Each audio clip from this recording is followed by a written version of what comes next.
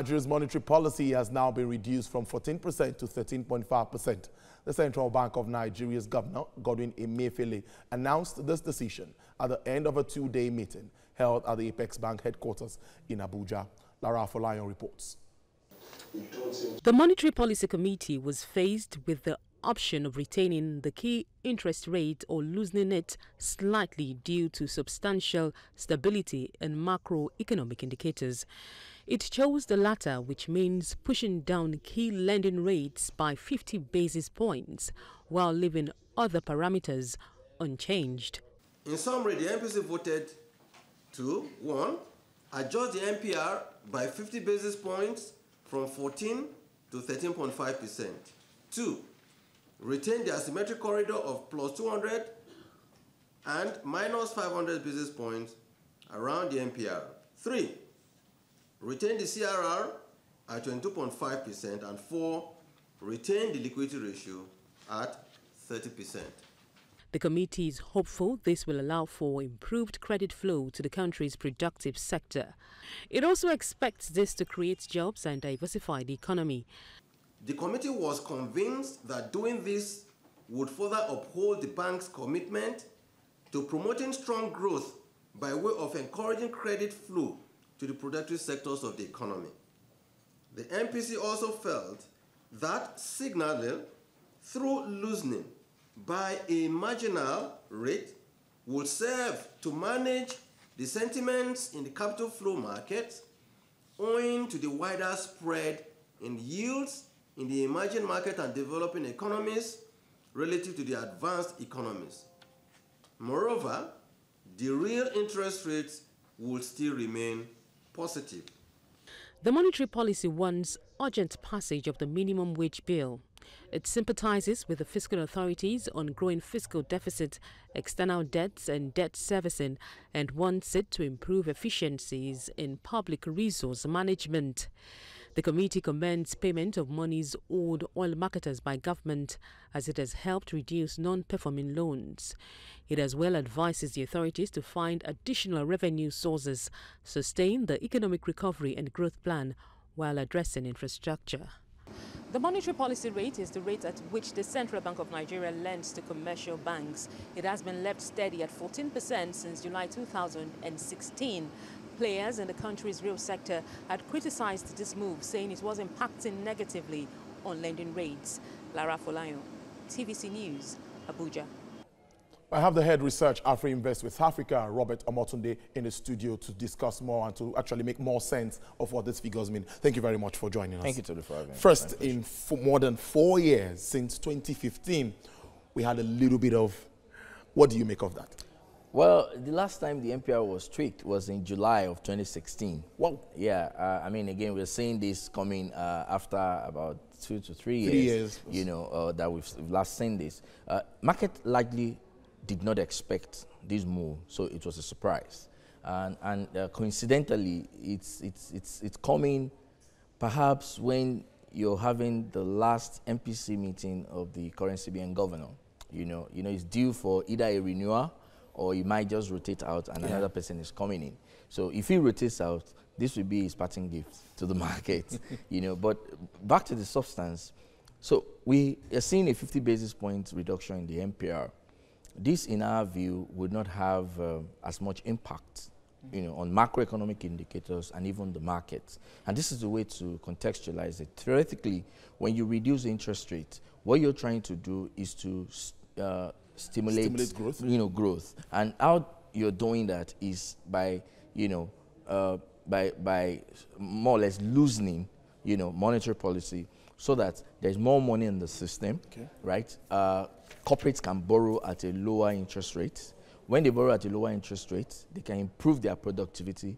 When their productivity improves, they can employ more people, reduce unemployment. When they reduce unemployment for an economy such as Nigeria, what that does is that it brings more money to the pockets of people. People can spend more. When they're able to spend more, Nigeria's GDP, for example, is driven by consumption expenditure, accounting for about 70%. What that does invariably is to grow your economy. But in this sense, what we've seen over the years, I mean, even before we enter into the, we experienced the price shock of 2014. is that the monetary policy rate, which is supposed to be a benchmark interest rate, that all other rates in the market, lending rate, savings rate, discount rate on treasury bills or OMO, or even yields on sovereign bonds or other corporate bonds are supposed to, consider, because it's assumed the risk-free rate in the real sense of it. It has not really been guiding in terms of how banks want to, charge their interest rate. For example, if interest rate goes higher, what you see is that, the MPR goes higher, what you see is that the banks immediately reprice their loan assets, so customers are paying higher. But that does not happen, if the flip is what we have, where in this case, MPR has been reduced. I can assure you that none of the banks will necessarily reprice their lending rates downwards. That's on one hand. On the other hand, we are looking at impact. Before this was done, monetary policy rates stayed at 14%, but we had discount rate on treasury bills and OMO, on the average, reading about 12.7%. 12.7% gives you an effective yield of about 13.6%. Now, we see MPR at 13.5%, but before then, market rate is already at 13.6%. So there's no difference, really. So it means that whether the MPC reduce MPR or not would not necessarily matter in terms of how investors are pricing the yield. Remember, post-elections, we've seen more inflow into the fixed income market. That has driven down the yields, and we expect that to even continue, even without this decision. Now, so in terms of magnitude, we're not saying that, we are not expecting that this would have any major impact on lending. In fact, if the MPC had reduced MPR by 400 basis points to say 10%, it won't necessarily spur lending. Because again, the banks are looking at so many other issues, structural bottlenecks, the vulnerabilities that we have within the macroeconomic space are some of the constraints that the banks are pricing into the lending rates.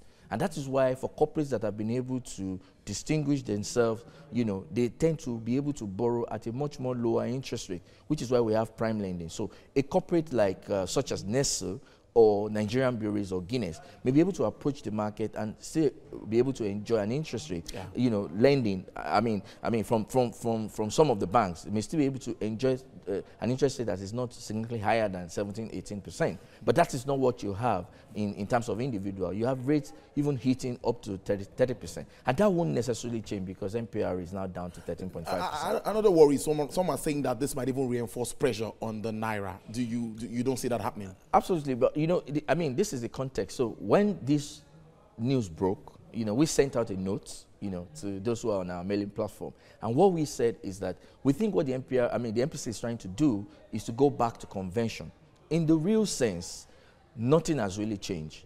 The cost of policy tightening is still on because there are more contending issues that the central bank has to deal with. Again, in the last 2 years, we've seen situations where the Monetary Policy Committee is going in this direction and the central bank is going in the other direction. How do I mean? So if the Monetary Policy Committee is signaling tightening and you're seeing a situation where, maybe by the action or inaction of the central bank, you're seeing the other side, you're not really seeing a much of synergy. So what you're seeing right now is that, again, the central bank is still trying to, attract more capital flows into the country.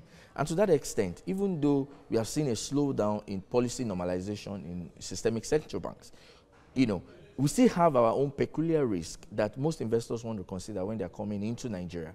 So central bank will not give up on that mandate for exchange rate stability and price stability. Any further contraction in market rate, I am very specific about market rate because, again, MPR has since lost its potency over the last 2 years to guide market rate. So what we expect is that market rate will not necessarily respond, because like I said earlier, what you will expect naturally, even if MPR has stayed at 14%, because of attraction and more demand for fixed income securities, yields will have dropped naturally. So that is, again, the path that we think will continue. And MPR reduction is not significantly going to have impact. But I make bold to say that the MPC and the CBN are very serious about exchange rate and price stability. So let's not start expecting that this is the new policy signal, and then the easing cycle is about to start, not just yet. Okay. I have to round up this down. Yeah. He also said the economy is ripe for rebasing, talking about the last time it was, I think that's 2010. If we look at the figures that we have, really, is that what effect will that have? Do we really need to do that, and where do we go from here as we round up this? Well, again, rebasing is a normal statistical, exercise that central banks are supposed to, the statistical body, in this case MBS, are supposed to carry it out from time to time, just to show the true reflection of the growth numbers that you're seeing.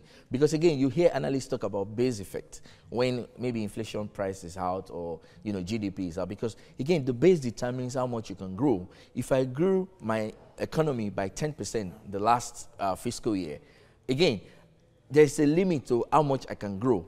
Remember, before you can grow, so let's say your GDP was 122 trillion, right? For you to grow by another 10%, you need to build up at least 12.2 trillion on top of that, So base effect always have, consequences, and that's why economies are always shifting bases. But going from here, let's not be distracted, right? This is an economy that needs a lot of foreign capital. On the FPI side, we're able to attract them because of the high yield. And we don't think the central bank is going to give up that. But to stimulate growth, what we need to do much more, and very critically too, is that the government needs to focus on some of the structural bottlenecks that we have that are preventing investment. Indeed, direct investment, foreign direct investment, is what can take us out of this low-paced growth that we're experiencing. Roberto Motule, thank you very much for your time. Head Research with AfriInvest, giving insights into all of this. Thank you. Thank you so much for sharing your afternoon with us. Thank you.